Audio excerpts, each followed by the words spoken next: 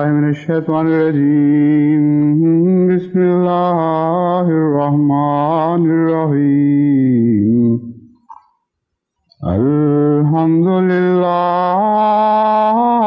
رب العالمين الرحمن الرحيم مالك يوم الدين إياك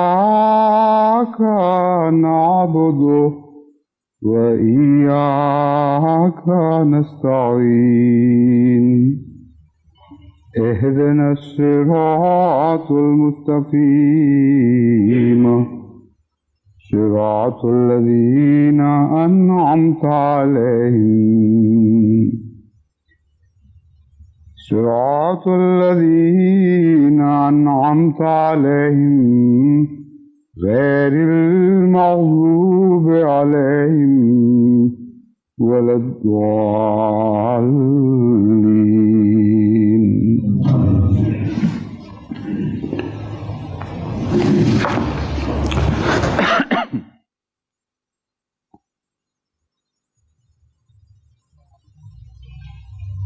As we were discussing last time, the prayer of Iyaka Nabudu wa Iyaka Nasta'in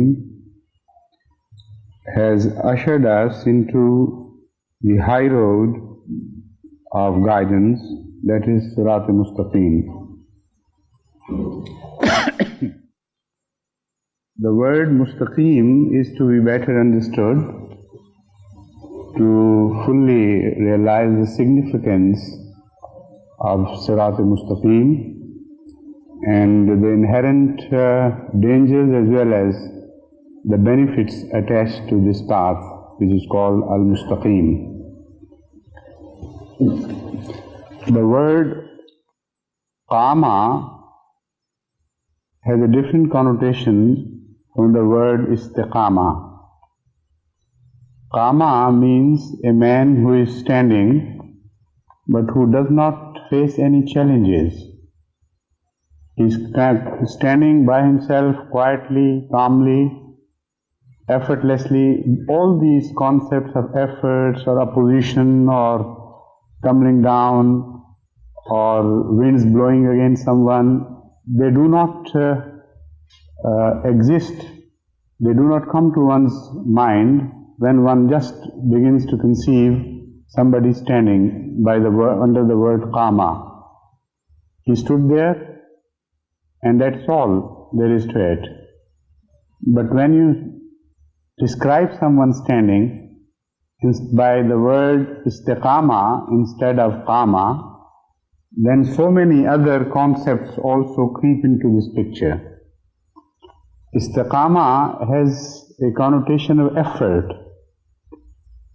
You earn by exerting yourself a certain state.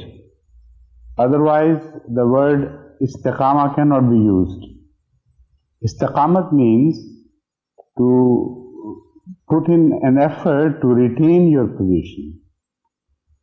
Otherwise, the word alif sin te, the first sin te cannot be added into the word. Alif sin te cannot be added to the word qiyamun. Now this opens up a completely new era of understanding of Sirat, and it is deeply related and closely related to the word isti'ana as well. I'll come to that later.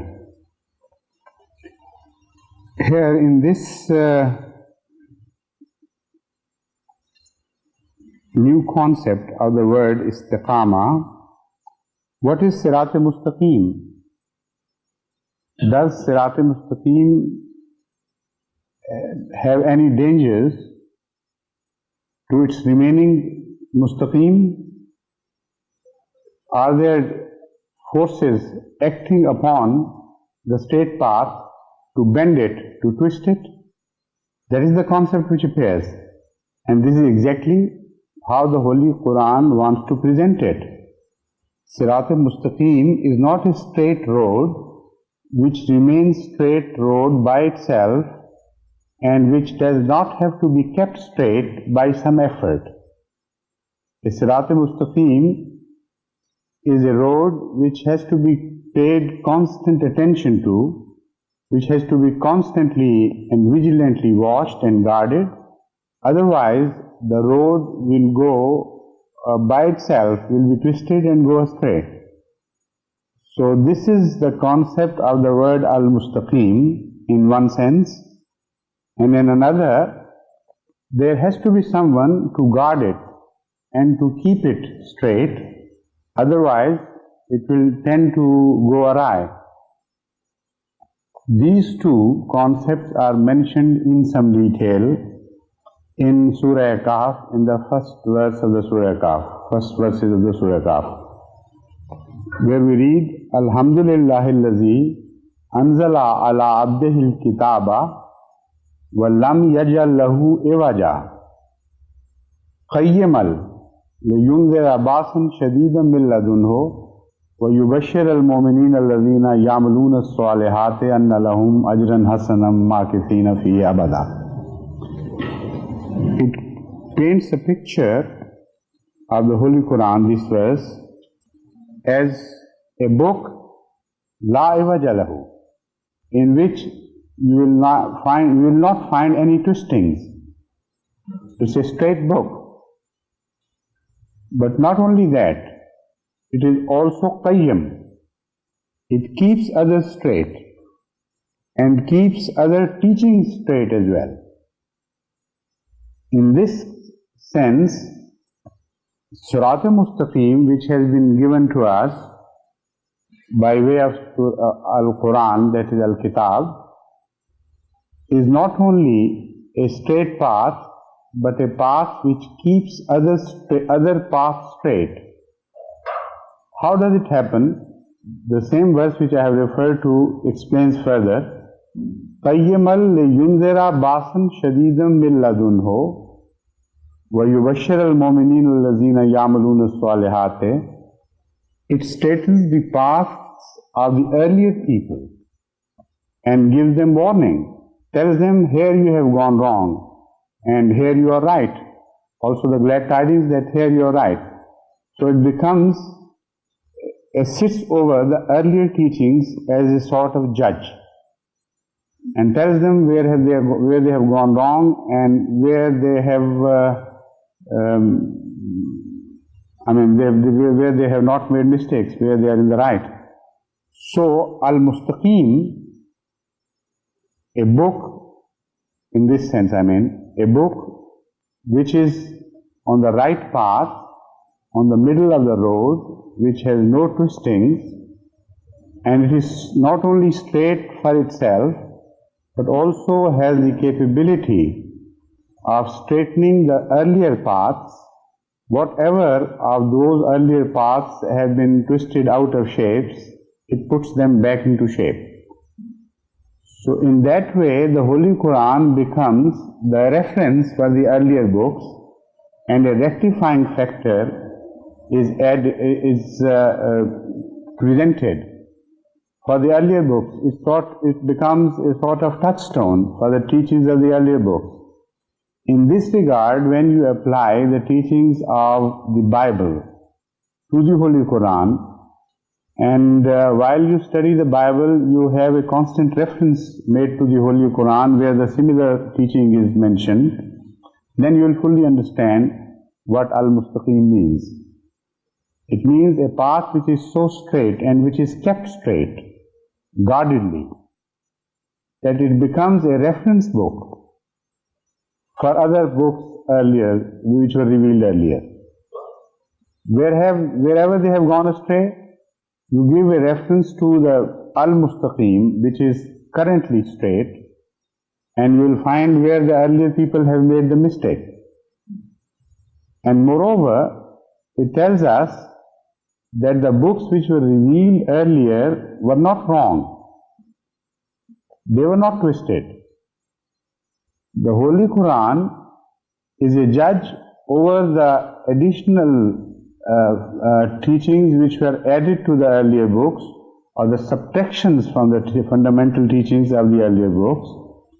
But it does not straighten the earlier paths which were of course straight in themselves. So it does not change the paths revealed to Adam or to Noah or to Abraham or to other prophets who followed them, but only when their paths were twisted and their teachings were changed, then you can apply them as criterion to the Holy Quran, and the Holy Quran will always come with the right answer and tell you where they had gone wrong. In that capacity, Al-Mustaqim becomes Qayyam, not only straight, but also one who straightens others. And this is a quality which is exclusive to the Holy Quran and which does not apply to any other teachings before the Holy Quran. Because the maximum you find in the Holy Quran as a reference to the earlier teachings is their being Mustaqim. But never will you find any reference about their being Qayyam. Qayyam, not to their Sharia, to their laws, but Qayyam has been mentioned in the Holy Quran with regard to certain fundamental teachings, of course, which are common not only to which are common to all the religions, earlier as well as the Holy Quran, the religion of Islam itself. But the books of the earlier people have not been mentioned under the title Qayyam. They have been mentioned and referred to as Al-Mustaqim. So the Holy Quran is the only book which stands for all times to come as Qayyam over all the other teachings wherever they have been revealed. And in that sense, there is an additional quality to this word Al-Mustaqim, which in fact is inherent in the word Al-Mustaqim itself too, in a sense. Because that which is currently Al-Mustaqim, which is kept straight, always has a quality of reference about it. Whenever you apply something else to it, which is twisted, you can immediately see whether it is straight or not. So in that sense, of course there is an inherent quality of Qayyam about every Al-Mustaqim as well. But when it is mentioned clearly and categorically about the Holy Quran, that is to say that this book is now chosen as a Qayyam over all other teachings and all other books. And this is what is mentioned in another surah where the Holy Quran tells us that all the teachings which were Qayyam have been contained in the Holy Quran as such. So it is not only a Qayyam for Christianity or for Judaism, but it is Qayyam for all the religions which were ever revealed before. What is the verse? Fiha kutubun qayyama. The Holy Quran says, Fiha kutubun qayyama. All those fundamental teachings which can be entitled Qayyam, they were revealed previously and variously to different people in the world. They have been all contained in this Al-Qayyam book. Here, it is a book which can be called Al-Qayyam, which means it encompasses all the teachings which can be entitled Al-Qayyam or entitled Qayyam. So in this regard, the Holy Quran is the embodiment of all the teachings which have ever been revealed to mankind anywhere on earth to keep men straight. Here Qayyam means a book, a teaching which keeps people straight on the right path and helps them achieve istiqamah, that is, to follow a straight path. Now, when we refer back to the verse which I recited by way of explanation of al-istiqamah, that is, Alhamdulillah allazi anzala ala abdihi al-kitaba wa lam yaj'al lahu iwaja qayyiman liyundhira ba'san shadidan min ladunhu. Although most of the interpreters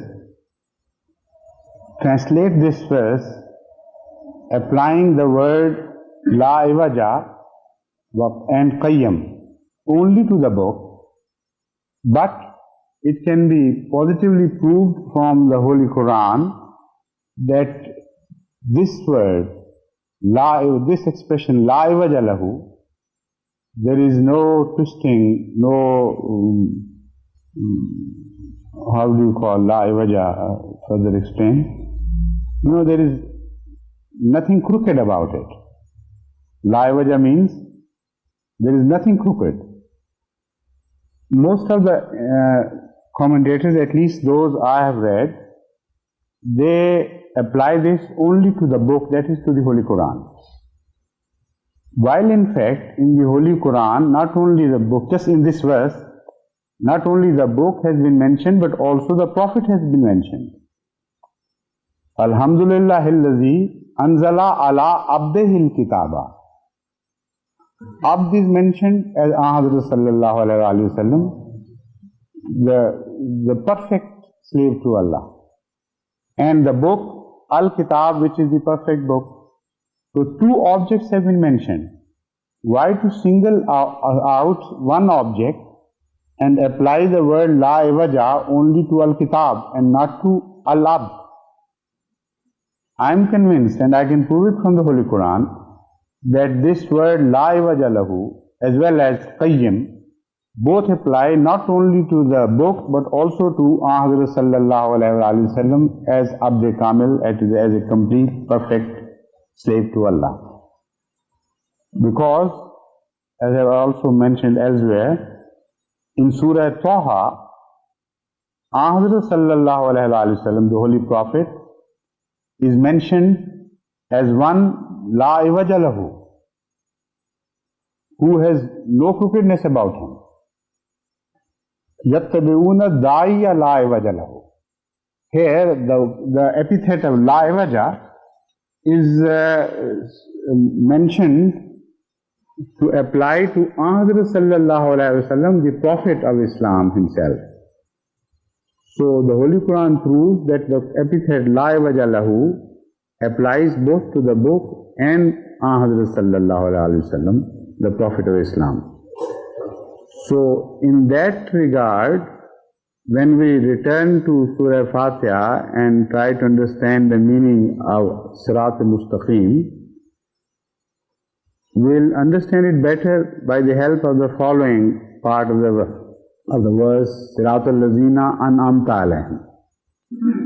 So the meaning would be, guide us to a straight path which always tends to go crooked, but you under divine guidance and divine vigilance keeps it straight, and the one path which has been ultimately declared for all mankind, for all times to come, to remain straight and to be kept straight by the help of those who tread those paths, and of those, the very best among them.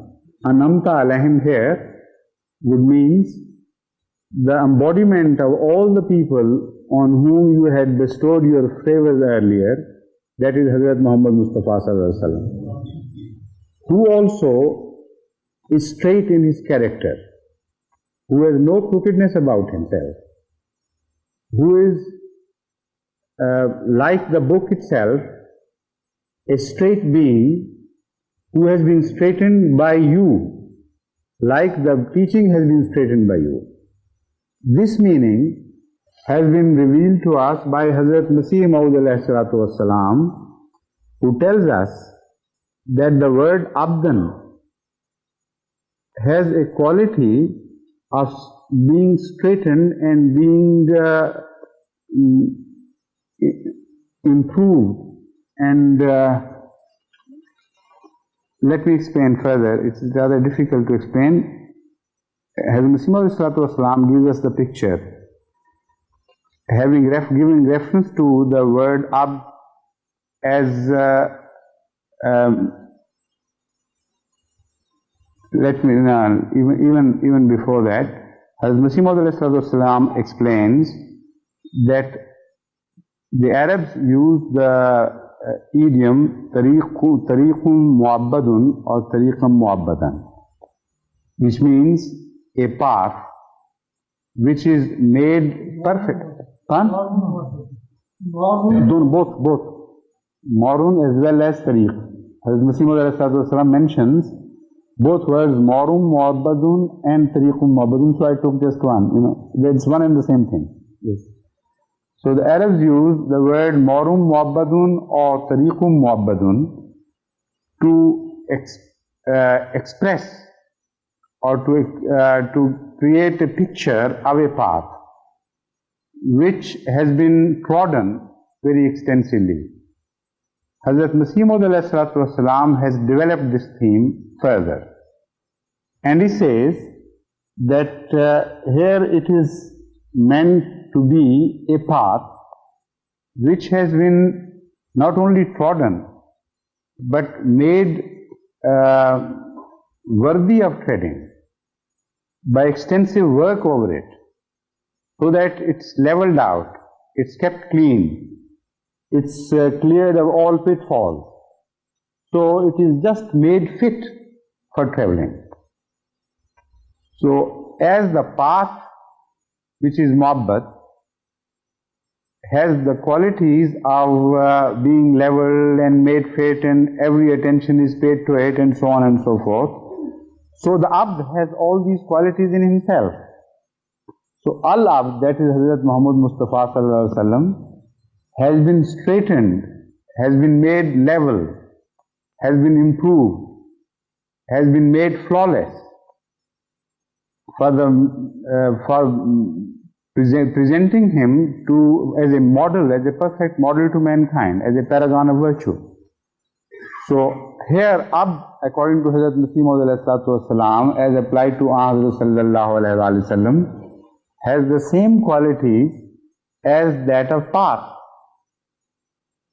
So this is exactly what I am telling you, that when we say Alhamdulillah allazi anzala ala abdihi al-kitaba wa lam yaj'al lahu iwaja, here the word la iwaja,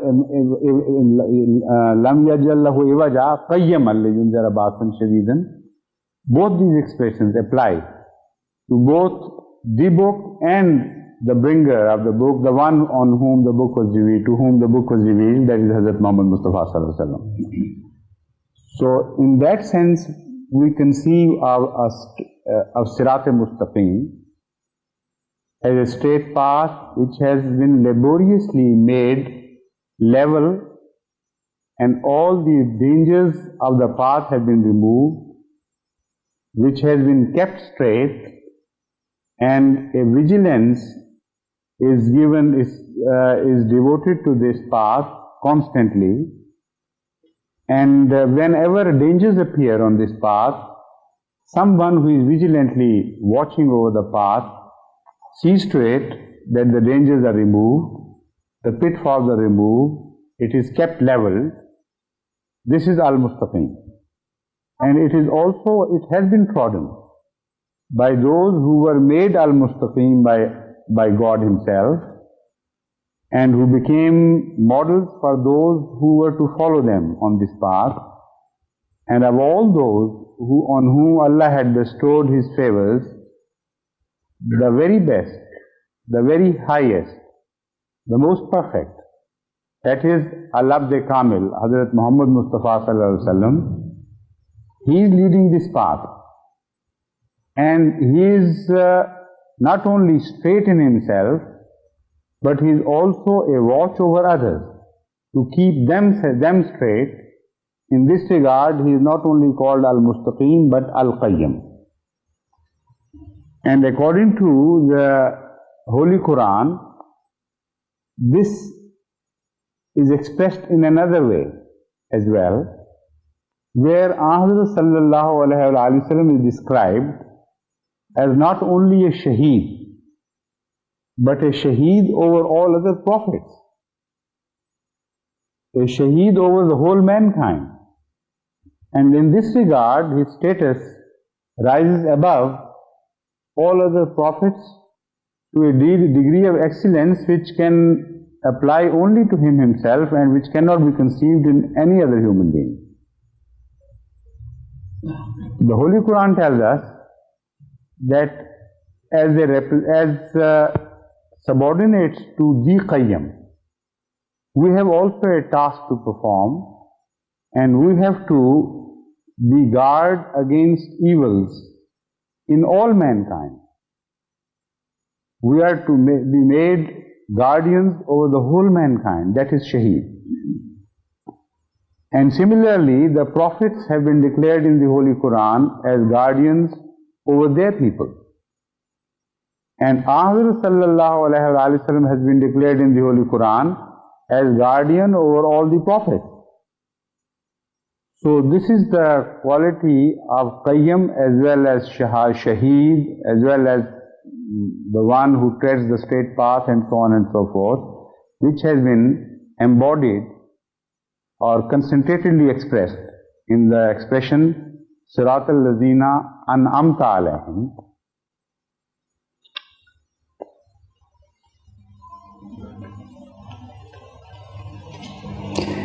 Now, when we understand what Al-Mustaqim is, of course there are inherent dangers, as I told you. Al-Mustaqim is a path which is being constantly buffeted from all sides, and pressures are exerted on it for it to go awry, to become twisted. And those who tread this path, they also face all these hazards. This is why the Holy Quran tells us that they will be given rewards and shown favors from Allah only if they themselves have the quality of Mustaqim.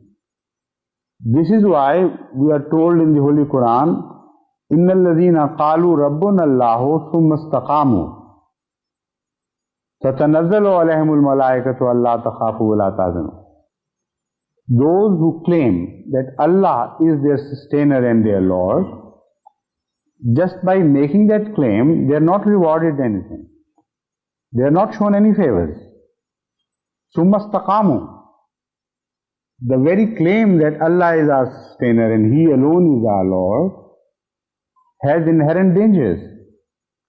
And there are so many pitfalls, and there are so many oppositions and hostilities by just making this claim honestly.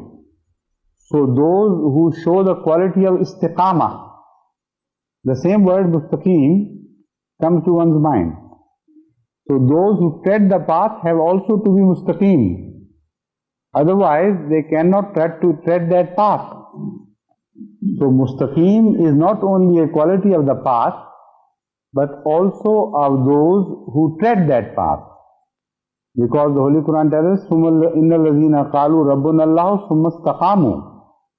Those who show istiqamah, those who have the quality of retaining their position of righteousness against all odds, against all trials, against all pressures. They are the people who are called to be treading the right path and who are al-mustaqim in the eyes of Allah. Now, as I told you, it has a direct relationship to the word isti'ana. The straight path which appeared to be so easy and comfortable and without dangers, now you have entered the road, the straight road which will lead to Allah, created a picture of such comfort and ease and easy going, that one thought once you have just reached the stage, you have reached the goal and you have reached the objective. But it is not so. When you further examine the qualities of this road and the qualities which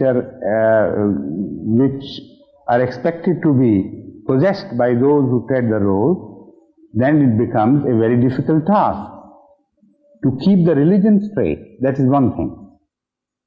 And all the time the religions are under the influence of human wishes and desires. And there are two types of dangers which people following a religion always face.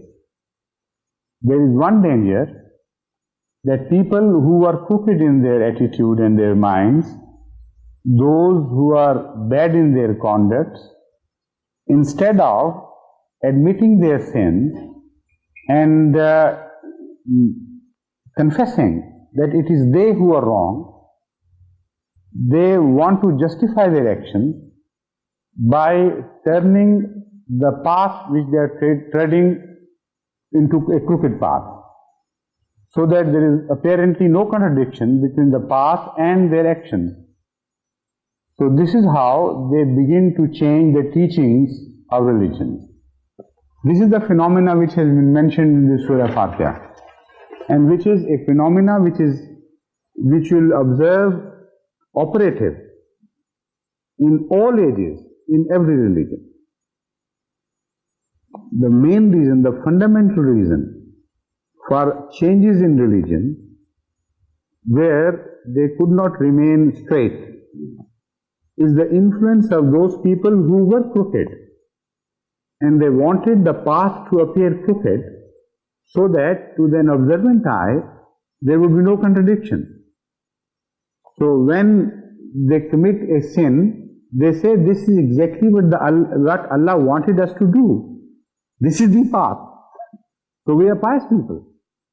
So all these pious people, so-called pious people, who appear in Judaism and Christianity and among Muslims as well, unfortunately, who twist the teachings of the books, they cannot be called Mustaqim. In fact, they are the people who are called Az-Zallin. They are apparently on the same path, on the straight road, but they are Zallin because apparently remaining and sticking to the straight path, they have gone awry, they have become twisted, and they also tend to twist the teachings. So this is how the teachings of various religions are influenced, badly influenced. And secondly, there are those who are honest and straightforward to the extent that they do not change the teachings, but they themselves are unable and incapable of conforming to the high standards of that religion. So they are straightforward sinners. They say, well, we commit faults, but unfortunately this is so. Like Caliph, he was one of those. He says, जानता हूँ सवाब ताअत व ज़ुहद, पर तबीयत इधर नहीं आती. What can I do? I know what straight path is. I'm not going to twist that path. But I'm so made twisted in my nature, I can't somehow bring myself to it, to act accordingly. So they are, of course, sinners, but of a lesser degree and lesser order than these Zallin which have been mentioned earlier. So, for that you need help. Help by way of asking Allah to send reformers who help the path put back into shape and into order. And also by sending such reformers who by their models tell us and establish what treading the right path really means. And also individually you need help so that in ordinary life, when even if the path is straightened and you know it is straightened, out of your human shortcomings, you keep committing sins and committing faults here and there. So constantly, individually, you need Allah's help. So before you entered this path, Allah had given you a warning. Iyaka na'budu wa iyaka nasta'in was the prayer taught to you. He said, you entered this path, but with complete humility. Apparently it is a straight path and so easy for you to tread, but it is not so. It is straight all right, but it has to be kept straight. And for that we warn you that you enter this path with utter humility and humbleness and constantly seek Allah's favor to help you. And it is that isti'ana which has guaranteed for Islam a constant watch by Allah and constant system of reform by Allah, which has been mentioned in the Holy Quran as Al-Khilafat, and in the traditions of the Hazrat Muhammad Mustafa Sallallahu Alaihi Wasallam as Tajdeed al-Mujaddidiyya. There is no contradiction between the Holy Quran and Hazrat Sallallahu Alaihi Wasallam's teachings. Remember this. When you remember this, then the apparent parallax between Khilafah and Tajdeed is removed. In fact, all the Mujaddideen are Khulafa. They come under the title of Khalifa, the followers of Hazrat Sallallahu Alaihi Wasallam, who inherited him spiritually and who represented him in their age, among their own people. So this is Mujaddidiyat. But this Mujaddidiyat has a quality of brokenness about it. It comes and disappears and comes and disappears. So it is not Khilafat ala minhaj al-Nubuwah, which has a quality of continuation about it. So although it also falls into the title of Khilafah, but it has this distinction from the Khilafah, which is called Khilafat ala minhaj al-Nubuwah. There is an unbrokenness, a continuity. And as Hazrat Sallallahu Alaihi Wasallam himself has foretold, Mujaddidiyat has not that quality. Khilafat ala minhaj al-Nubuwwat has once been discarded, unfortunately, by mankind, being ungrateful. It was taken away from them.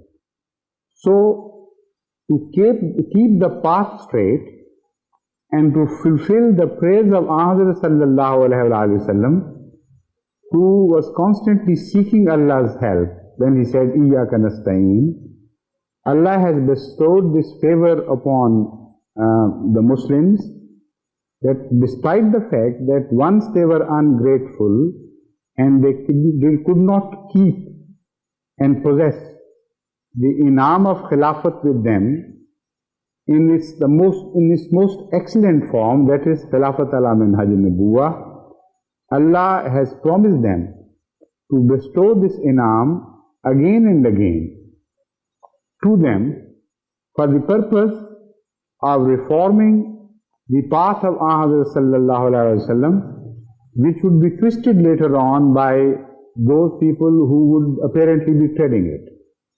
And from time to time, this path would need repair and reform.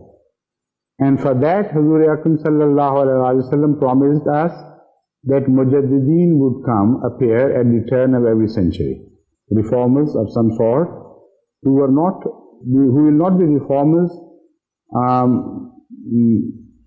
made reformers by themselves, or forged into a sort of reformers by the people.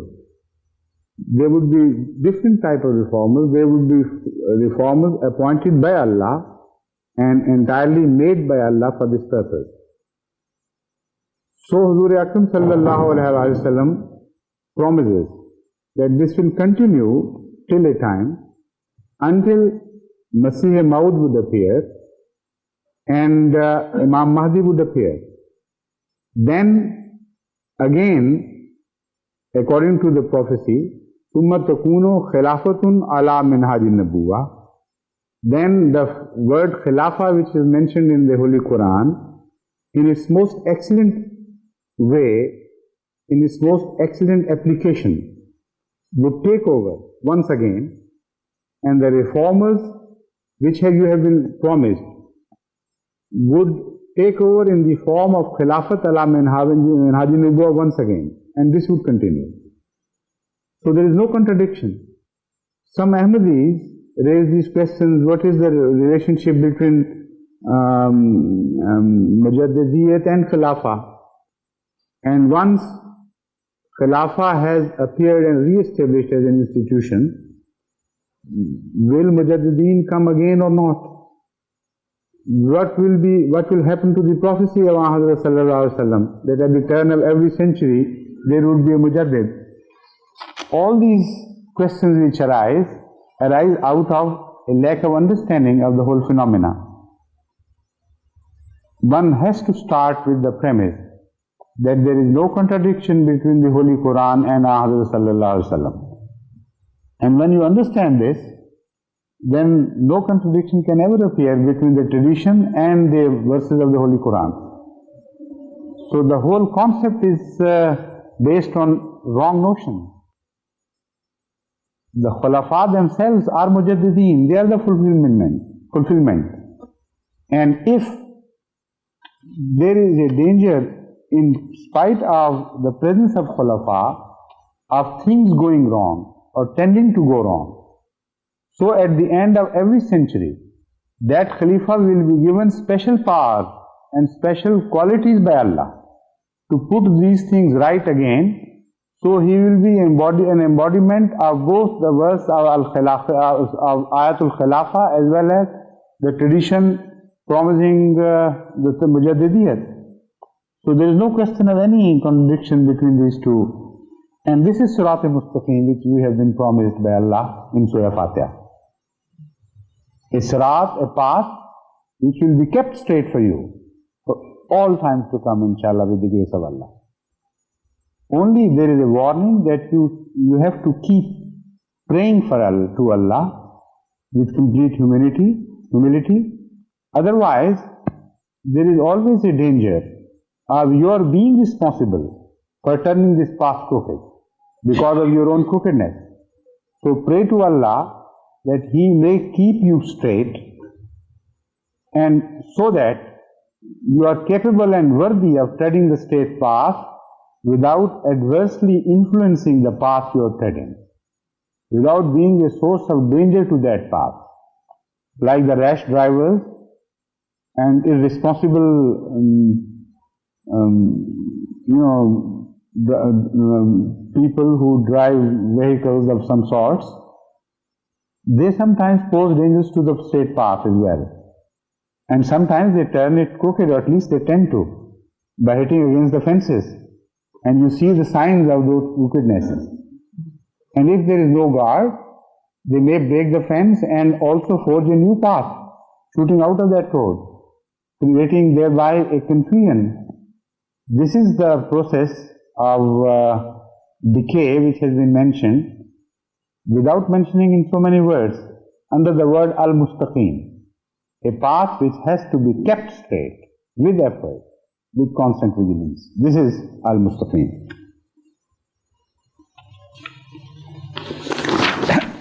Now we better understand, or try to understand, the word In'am.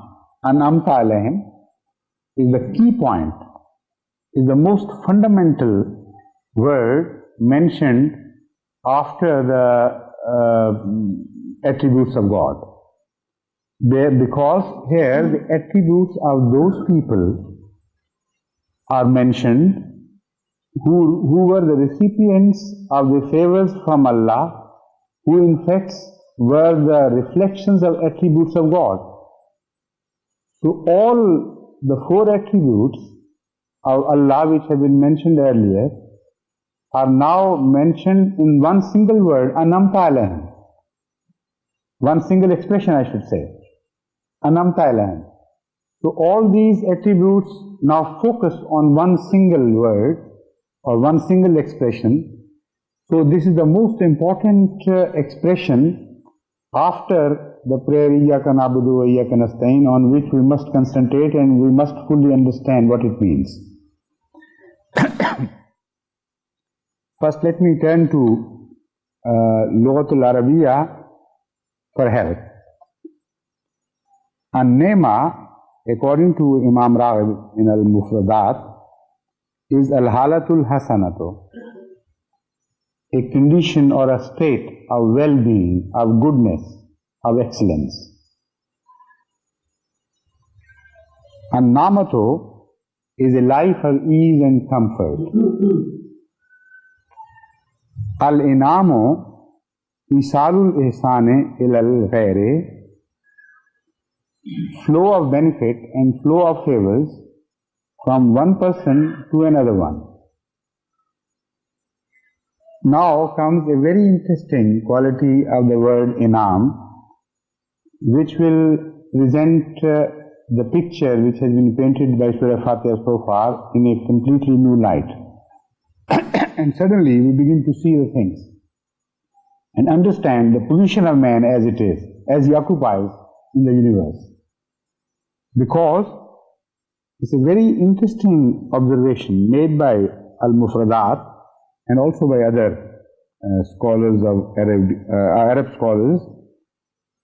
La yuqalu illa iza kana al-musalu ilayhi min jinsin natiqina fa innahu la yuqalu annama fulanun ala farsihi. The word inam is never used by the Arabs in relation to beings other than human beings. So in Arabic you will never find the expression somebody showed inam to his horse or to his goat or to his camel or any other animal whatsoever or inanimate being. It is a word showing the flow of benefit from someone only towards man and to none other. So here the man appears to occupy the most central position of recipient of favors, and the whole enigma of life is solved, the whole riddle of life is solved, the whole riddle of creation is solved, because the Surah Fatiha tells us, Siratul Lazina An'amta Alayhim, show us the path of those on whom you showed your favors. And when you study the word inam in the Holy Quran, with reference to this revelation, that this word is applicable only to man and to none else, then you begin to understand the verses of the Holy Quran which refer to the word Niamah in some capacity, in some form. The Holy Quran tells us that there are three types of Niamah. One, the Niamah which are worldly favors of Allah. And in this category of Niamah, the Holy Quran includes everything which has been created, leaves nothing out. So we find in the Holy Quran, and in so many places, but I have chosen one verse from Surah Luqman, that is verse 21st. Alam taro anna Allaha sakhara lakum ma fis samawati wa ma fil ardi wa asbagha alaykum ni'amahu zahiratan wa batina wa minan nasi man yujadilu fillahi bighayri ilmin wala hudan wala kitabim munir. And do you not observe that Allah has subjected to your service all that is in the heavens and all that is in the earth? Asbagha alaykum ni'amahu zahiratan wa batina. And He has completed or perfected His favors, inam, Niamah, upon you, zahiratan wa batina, which may be visible to you or invisible to you. Some favors you will be able to observe and know that these are favors, and there will be other favors which will be too deep for your shallow sights to fathom. Yet they will be favors. So that nothing in the universe is but a favor to you, to mankind.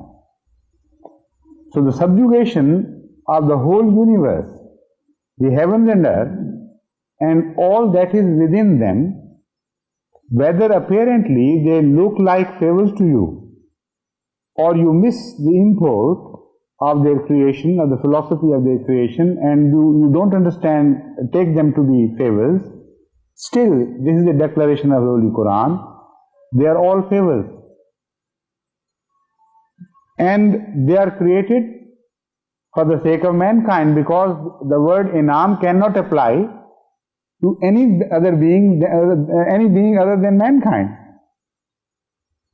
So that means the creation of purpose, the creation and the purpose of creation is to serve mankind and to flow, to cause flow of beneficence from Allah towards mankind.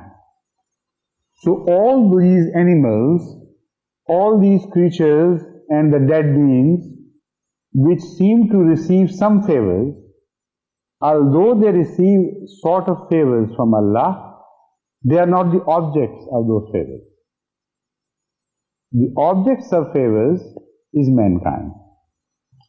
Here we must understand the distinction between the word Rahma and Inam.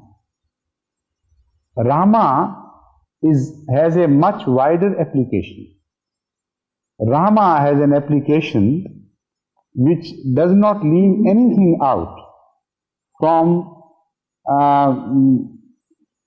of Allah's favor. So favors can be of two types. One type can be described under the title Rahma, and the other type can be described as Inam, Nama. Niamah is particularly devoted for mankind, and Rahma is a generalized favor of Allah. So Allah is Rahman Rahim. He has the bestower of favors to all creations of every age. And as such, everything which is created is under Allah's obligation. But all put together, they are presented to man as inam, as a gift from Allah. So the purpose of creation is to serve mankind. As a package deal, all together, all bound together, are presented to man. Now here I must also remind you of the title of Ahmad sallallahu alaihi wasallam, who is also the one most favored in the sense that anamta alaihim, the word expression anamta alaihim applies to him the most. But with regards to Ummat Muslima, the Muslims, he is not only a Munim, but he is a Rahma. And Rahma not only limited to Ummat Muslima, but to all that is created. So when he is called Rahmatul lil Alameen, it shows that he is not only a prophet who has bestowed favors on his own people, but he is a prophet beyond that. And no other prophet prior to Ahmad sallallahu alaihi wasallam was ever described in his own respective book as Rahmatul lil Alameen before him. Search for the literature of religion spread all over the world. Religion of all ages. And this is the challenge thrown by the Holy Quran, which I am representing now, that you will never find the word Rahmatul lil Alameen, the expression Rahmatul lil Alameen, for any prophet who ever appeared anywhere on earth. They were Munam alayhim, of course. And as such, whatever favors or gifts they received from Allah, they conveyed to their own respective peoples. There is no doubt about it. But they were not representatives of Allah's Rahmaniyat, because it requires no limitations, no chains can be applied to this Rahmaniyat.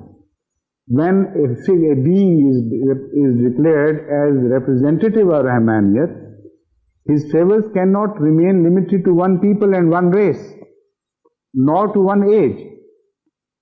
So, not only to mankind, but also to other animals, he has to be Rahman. And not only to animals, but also to inanimate creation, he has to be Rahman. So this is a very distinctive quality of Hazrat sallallahu alaihi wasallam, which is Rahmatul lil Alameen, which I inferred from the earlier verses of the Surah Fatiha in the process of my commentary on Surah Fatiha during last year. So, Anamta Alayhim has a quality of gift from Allah, and to be called Rahmatul lil Alameen has another quality, a gift from Allah. These two qualities or attributes have combined in Hazrat Muhammad Mustafa sallallahu alaihi wasallam and in none other. In this regard, he is the most perfect recipient of Anamta Alayhim, because no other person was gifted with this additional quality of Rahmah. The only prophet who was ever declared to be Rahmatul lil Alameen by Hazrat Muhammad Mustafa sallallahu alaihi wasallam. So he was the only person who was the recipient of the perfect gift of Inam, as against other prophets of other religions. So now we again start studying the implications of what we have just learned. We are the people, as mankind, for whom the whole universe is created. The whole universe was created under the influence of Rahmaniyat and was the recipient of Allah's Rahmah, so it was turned into a gift. Because the quality of Rahmaniyat always imprinted a quality of excellence about everything which was created under the influence of Rahmaniyat. As such, everything was prepared as a sort of gift. For whom? For mankind. Because all put together were presented to mankind as a sort of inam. But that inam was only a sort of inam, a sort of gift from Allah of a lower order, not of the higher order. This is which is to be kept in mind in the first place. Because I was telling you that the inam of Allah, Niamah of Allah, can be divided into three categories. Number one, the worldly favors and the worldly gifts. Of that we have been told very clearly that all the worldly gifts were created for mankind as such. But then there is other inam which is mentioned in Surah Fatiha and which has been explained in the Holy Quran in detail. And that is the revelation of good teachings, right teachings,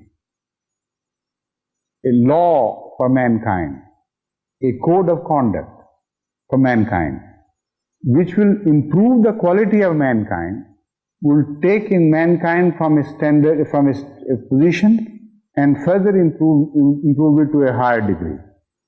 So where the life ended as a summit of evolution, from there the cudgel will be taken up again, and a new course will be set for mankind for receiving further favors of Allah. So that teaching which guides mankind to higher positions and higher orders, that teaching is also an inam of Allah, and as such it has been mentioned in so many words repeatedly in the Holy Quran. And those who tread that path and receive the benefit of those teachings, they are shown further favors by Allah, which are of a higher quality, much higher quality than the worldly favors which are apparent to everyone, if one applies one's mind, begins to see really, consciously. Otherwise they are not apparent to everyone, of course. So, the prophets are the recipients of all these favors. They initially are taught, or to them initially is revealed the path or the true meanings of the path or the teaching. They are the people who receive the maximum benefit out of those teachings and become the recipients of the greatest favors of Allah. Of all these prophets, Hazrat sallallahu alaihi wasallam stand higher in order because he was shown the very best path, Al-Kitab, which was not shown to the earlier people. And he was made a prophet of all mankind for all ages. So, he was the recipient of the highest inam. So now is the second part which tells us of our responsibility. We share with all other men, the favors of Allah which are worldly favors, which were created for all mankind by way of Rahmah. And those favors were not discriminating. They were shown to everyone. So in this inam, that is the worldly inam, the whole mankind is common shareholder. Then we are the people as mankind who were shown guidance from Allah, and we became distinctive from other atheists or other men who were atheistics or who left religion once having got it, received it, and dissociated from religion. So those men who tread the paths of religion, they are entering a new era of inam by Allah, that is the inam of religion. And those who follow the prophets, that is the models created by Allah, they are the ultimate recipients of all the benefits. In them they combine all the qualities and categories of inam. This what I am attributing to Surah Fatiha is not what I am attributing. This is exactly the explanation of this verse made by the Holy Quran itself, where Holy Quran tells us, Qul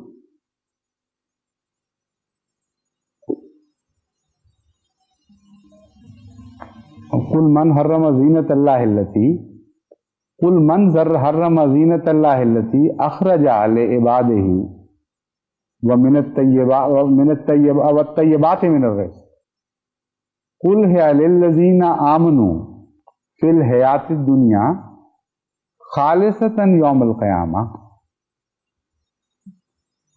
The Holy Quran tells us, Qul man harrama zinatallahi allati akhraja li ibadihi. Here the word ibad is applied both generally in the general meaning and also in the particular meaning applicable to the real slaves of Allah. In the widest meaning, it says those favors which Allah has bestowed upon mankind. Zina, the very best among the favors. Who is there to stand between my favors which I have shown to the mankind and those favors? In this wider meaning, the word ibadah is used. Remember this, the word which is used in Surah Fatiha, and once you have been turned into real abd, Allah has told you, istainu, seek favor from Allah to turn you into a more perfect man, more perfect mankind, slave of Allah. So, this verse which I have quoted takes us to the journey, the beginning of the journey. This verse, in its widest meaning, applies to the first ab, before that ab has been modified and made into a more excellent being than ordinary ibadah of Allah. Allah says, who has the right to stand between my favors and the favors and the human beings for whom I have created all favors, and the very best among them have been created for the human beings as such. So in this meaning, the wider application, all those who prevent people their right of existence, all those who deprive people from the favors of Allah by exploitation, they fall under wrath of Allah. And whoever obstructs the path of Allah is maghzoob alayhim. So this verse, if you just turn it, also introduces you to the world of maghzoob alayhim. Who is maghzoob? The one who obstructs the path of Allah's favors from flowing from Allah to His slaves for whom He has created those favors. Now this is a generalized meaning, and the word maghzoob here will also be translated in a generalized term. Those people who obstruct the favors of Allah from flowing to all mankind as such become maghzoob ultimately. They receive the wrath of the people, and the natural causes take their natural phenomena of Allah takes its course, and ultimately these people are always punished repeatedly by way of world wars and things, by the creation of these leftist movements of revenge, based on revenge and so on and so forth. So the capitalists or the exploiters, they feel for a time that they can go scot-free. But according to Surah Fatiha, these favors are created for whole mankind.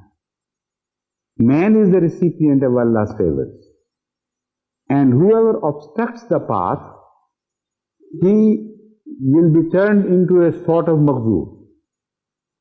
If somebody obstructs the path of those favors, those inam of Allah, which are generalized, as the Holy Quran speaks of them in generalized terms, though such people would be turned into maghzoob in the generalized terms. Those people who obstruct the path of religions would also acquire the quality of maghzoob of a higher order. That is, the ghazab of Allah upon them would be of more intensified nature. They will not only be maghzoob of the people, they will also become maghzoob of Allah. Ba'u bi ghazabin min Allah wa min al-nas. Both. Wa min al-nas is also mentioned in one verse. The verses I don't remember, but it also mentions that there are people who will be recipients of Allah's ghazab as well as people's ghazab. Yes. No,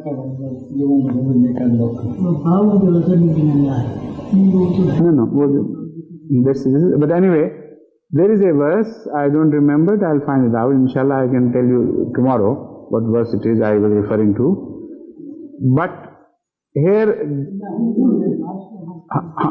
I think that is the one, yes? No. Well, anyway, I'll find out. The point is that as the word Niamah is expanded in its meaning, the word ghazab expands its meaning. As the word Niamah is localized and focuses our attention to a certain class of people, so the word ghazab would also acquire that quality of a specialized nature. So there are three types of Mawzub alayhim and three types of Munnam alayhim. According to Surah Fatiha, there are people who are Munnam alayhim in the worldly sense alone. They are sharers of worldly favors from Allah, and nobody has a right to deprive them of these worldly favors either. Allah's law would take into account this. Allah would bring them to books. Such people who deprive Allah's servants from even ordinary favors of Allah. And in this regard, the whole mankind can be described as anamta alayhim in the lowest order. So in that case, this also opens a wide avenue of search, and there are so many lessons inherent in this. We are invited. I'm talking of the most ordinary meaning of anamta alayhim, because from the Holy Quran I have proved, and I am going to further prove, that the word Niamah is not only applicable to the religious truth or religious favors, but also to the worldly favors. So in this regard, this would be the widest meaning. And we are pointed out to study the history of mankind, the history of people. And if we want to achieve worldly goods, that is Niamah of Allah in the worldly sense, then we must study the behavior and the conduct of those people who achieved these worldly goods, and what they did and what they avoided to do, what they did not. And we must learn our lessons from them, from these people as well. For instance, nowadays the West is the recipient of Allah's favors worldly wise. Allah tells us that the Surah Fatiha tells us in this particular instance, that they did not receive these favors automatically, without exerting, without putting in labor. They treaded a path in a certain way, and they put in a lot of labor into it. So if your eyes can rise only to that extent, to those favors, then learn from these people who have done it before you. And that shows that they earned what they possessed, and they earned in a very special way. So you should study the ways and the conduct of the Western nations, or the more advanced nations, whether they are Western or the Eastern. For instance, the Japanese. They are also the recipients of anamta. They are also the objects of anamta alayhim in its lowest meaning. But there they have excelled, no doubt. And they have learned the art of industry. And these are the people who have also been mentioned in Surah Al-Kahf, Allazina zalla sa'yuhum fil hayatid dunya. They did not only pursue the path of worldly favors, but also spent and devoted all their energy to the pursuance of this path, to the pursuance of the worldly favors. So they achieved great results. Yasabuna annahum yusinuna sama. Now they begin to believe, and perhaps rightly so, that they can create they can industrially produce things most excellently. Sunnah are the industrial products in this context. And if the Ummah Muslimah wants to learn their lessons, take their lessons, they should learn from these people. Because unless you have some models before you, will not be able to learn perfectly. You may learn, but after a lot of waste of time. Those things which have already been achieved and demonstrated, for them you do not have to waste unnecessary labor. It is a very stupid thing to start discovering anew. When a thing has already been discovered, why not draw the benefit out of that discovered thing?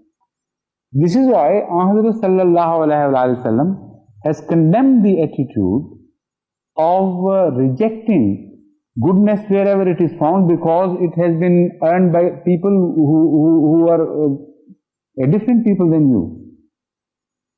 The Ahmad Sallallahu Alaihi Wasallam tells us and guides us very positively. Al-hikmatu zallatul lil mu'min.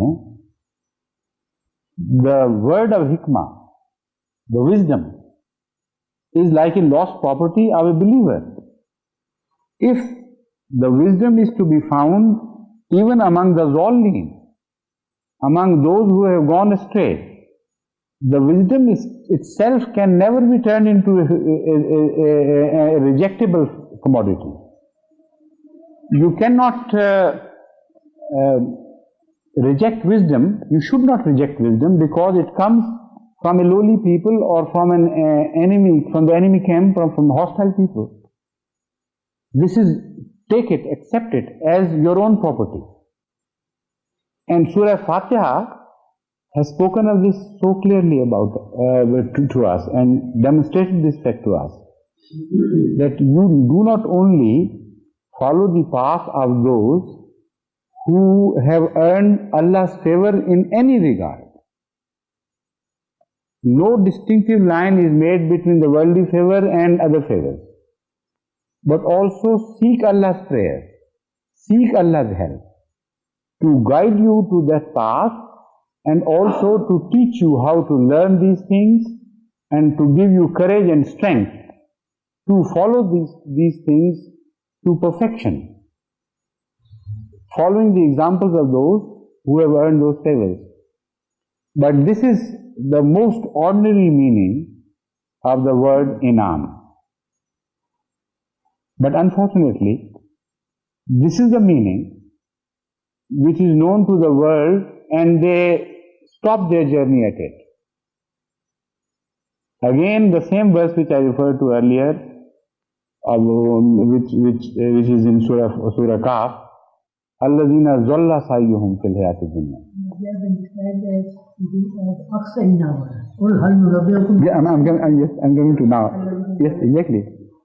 I'm coming to this now, because previously I mentioned it by way of a favor alone, so there that should not have been mentioned. But now I'm bringing to focus this aspect, that although they also pursued Allah's favor, to pursue Allah's favor even in worldly matters was not wrong initially, but to devote their entire attentions to them, this is what is wrong. To think that that is all they were created for, that is wrong. They were created for higher things. And only during the course of journey, they should have achieved this as an ordinary platform, as the base platform for higher ascents, but not as an object in itself. Because they have lost the purpose of their creation and they have satisfied themselves with the achievement of the worldly favors alone, so as such they will be rejected and they will be punished. أَفَحَسِبَ الَّذِينَ كَفَرُوا أَنْ يَتَّخِذُوا عِبَادِي مِنْ دُونِي أَوْلِيَاءَ. I mean, this is again is the continuation of the same subject, but that will carry us to a completely new world of Al-Quran, a new avenue. So I'm intentionally leaving this out because we don't have enough time to search every new which we find opening up on our way to the further understanding of Surah Fatiha. When you begin to understand Surah Fatiha and you travel on this route, there will be so many ways opening up on right and on left. And new avenues will be opening up before you, new doors will appear. And you can have just a cursory look over these. This is the Maghdubi Alaihim door, and this is the Zalimin door, and this is the Anamta Alaihim door. But if you start treading them, entering those avenues, each during that journey, then this will become an endless journey. The very first path will attract your attention and you will continue traveling on and on and on, and you will not be able to have a generalized survey of Surah Fatiha, which at the moment I am making. So anyway, that verse which I referred to gives us two messages. Number one, if you apply yourself to the pursuit of worldly things, they will not be denied you. Because the Holy Quran tells us, you have no right to deny them to others. Why should Allah deny them to you? If you are pursuing them, you will achieve them. But do not make them your objectives. Do not consider them as the end product and the end all and be all for the creation of mankind. They are favors, but only to guide you to other favors. They are not the ends, but they are means to end. But those people who turn them into ends by themselves, they will be destroyed by Allah and they will have the wrath of Allah. This is what has been mentioned here as well as in Surah Fatiha. So the second step is the revelation of the Holy Quran and the revelation of other truths before the Holy Quran by way of Niamah. And the third category, as I told you, is the category of prophets and people of lower order beneath them, starting from Salihin till going through the journey of Shuhada and Siddiqeen and the prophets themselves. And the negation of all these are also mentioned under the titles Maghzub and Zalim and in detail in the Holy Quran. So we'll take them up one after the other. First we start the study of those people who are mentioned as An'amta alayhim in the higher order.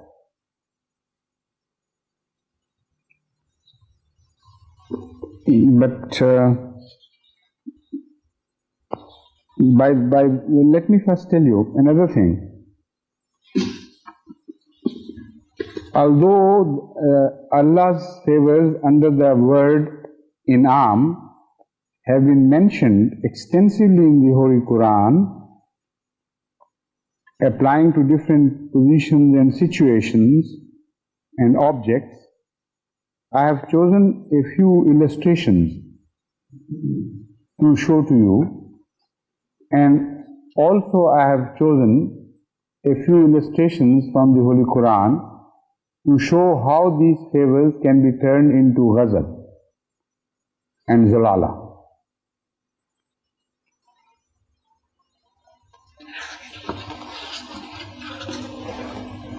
I am talking of the worldly favors alone now. Before entering the favors of the higher order, I must further elaborate this.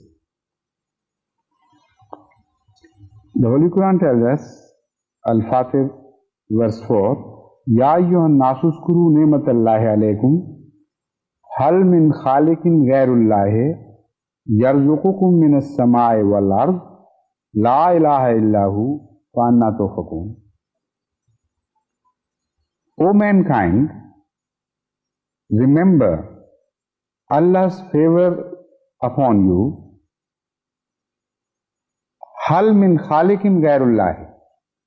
These worldly favors which Allah has bestowed upon you, that is the entire creation of the heavens and the earth and whatever is in that, is to lead you to Allah, their creator, in the best possible way, in the ideal way. This verse reminds us of many points in Surah Fatiha. As I mentioned, Al-Alam is not just universe. Al-Alam in the Arabic language is a thing which leads to another thing which is behind it, which is hidden. So here this verse reminds us again of Surah Fatiha. It tells us that Allah, O mankind, Allah has created for you this Alameen as a Niamah, not only to serve a purpose of deriving His benefits, of conveying His benefits to you ordinarily, but also for a much higher purpose. are leading you through these alameen to the Creator. And in this respect, alameen would work as indicators to Allah. So the Holy Quran reminds us, why don't you serve this purpose? Why don't you achieve this objective of your own creation? Ya ayyuhan nasu zkuru ni'matallahi alaykum hal min khaliqin ghayrullah. And take the further step. Don't stop at this. Take the further step leading to God, which is the purpose of the creation of alameen. Yarzuqukum minas samai wal ard. And remember that you are always under a constant flow of beneficence from Allah. He it is who provides provisions for you from the heavens. And again, the word provisions here applies both to the worldly provisions as well as to the higher provisions, spiritual provisions. Because minas sama, the word minas sama is also a beautiful expression. It shows that your worldly provisions also come from heaven by the way of rain, water flowing from heaven. And your other provisions also come from heaven by way of energy, sunlight. Both these come from heaven. And without water dropping from heaven and without energy flowing from the sun, nothing can exist on this earth. So, Allah's teachings also come from heaven.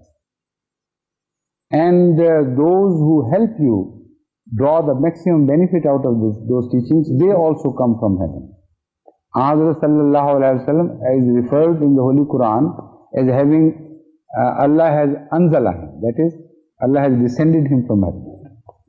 So, the Holy Quran, this verse reminds us that these Niamah, Siratul Lazina Anamta Alayhim, has been created for you to walk with open eyes, to draw conclusions, to read the signs which you find on the path of Allazina Anamta Alayhim, and not just be lost in the apparent beauty of the path, but know that all this has been created by people, by some being, and a lot of labor has gone into it. Also a lot of suffering has gone into it. Those people who treaded that path, they were shown hostility from all sides, and they suffered a lot while treading this path. So these benefits which have been given to you, they have an underlying story, history of labor, of suffering. And this was not just something which was created without any trouble, without any effort, without any sacrifice or anything. Now when you begin to realize this meaning of Siratal Lazina Anamta Alayhim, and you apply it both to the worldly Siratal Lazina Anamta Alayhim and the spiritual Siratal Lazina Anamta Alayhim, you will find this applicable to both. Not only to this, but also to the creation of life on earth. You know, for the creation of higher quality, so much suffering has gone into the making of higher quality that you cannot even extend your imagination to 1/1,000,000th of the part what has gone by way of suffering into the creation of higher qualities which ultimately led to the creation of man. At each step, life has gone through extreme sufferings and privations and troubles and challenges and obligations at various spots, at various points in the progress towards a higher being. Not only in the history of the creation of life, but also in the history of each creation of each individual here we observe the same phenomena. For the creation of one child, millions of sperms are wasted, apparently wasted. But they are not wasted. They are sacrificed for the sake of quality. A law is created so that the very best can reach the ovum. The strongest and the healthiest must reach the ovum. So for the sake of this higher quality, they are sacrificed. And people tread the path blindly, they only see the Anamullah, Allah's Ni'matullah or Ni'amullah, without realizing the significance and the meaning of all this. People receive religion, and at a later stage they think it came ready-made so easily, the book was revealed and now we are following it, and that was all there was to it. It was not all. Those who treaded who have trodden the path of Sirat al-Ladina An'amta alayhim, they offered extreme sacrifices, and then they were ultimately able to achieve what is the best in religion, not without it. So this verse tells us that we must walk the path of Sirat al-Ladina An'amta alayhim with open eyes and draw our conclusions at each step. Begin to see the phenomena behind, the creator which is responsible for this phenomena ultimately. And if these roads, this journey leads to that creator, then it is the Sirat al-Ladina An'amta alayhim mentioned in Surah Fatiha. Otherwise it's not the Sirat al-Ladina An'amta alayhim. Then it becomes غير المغضوب عليهم ولا الضالين, صراط المغضوب عليهم ولا الضالين. Bas?